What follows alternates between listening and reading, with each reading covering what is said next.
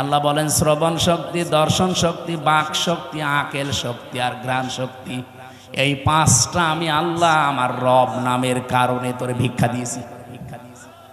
যদি একটা কম দিতাম দুনিয়ায় তুই আসতিস, কিন্তু পূর্ণাঙ্গ হয়ে না, অপূর্ণাঙ্গ হয়ে। বলেন তো রব নামের কারণে যে পাঁচটা জিনিস আল্লাহ দয়া করে আমারে দিলেন, যদি দর্শন শক্তি না দিত তাহলে আমি আসতাম কিন্তু কানা হয়ে। অনেক কানা মানুষ আসে না, বলেন বলেন। আল্লাহ পাক যদি বাক শক্তি না দিত কথা বলা, তাহলে আমি আসতাম কিন্তু বোবা হয়ে।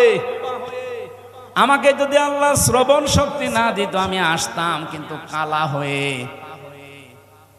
যদি আকেল শক্তিটা না দিত আসতাম কিন্তু পাগল হয়ে। অনেক পাগল আসে না, তখন আমাকে স্বাভাবিকভাবে স্টেজে ওঠা দূরের কথা, প্রধান অতিথি, বিশেষ অতিথি, ওসি সাহেব দূরের কথা, মানুষ বলতো নাম, এখান থেকে কানা, পাগল, স্টেজের ধারে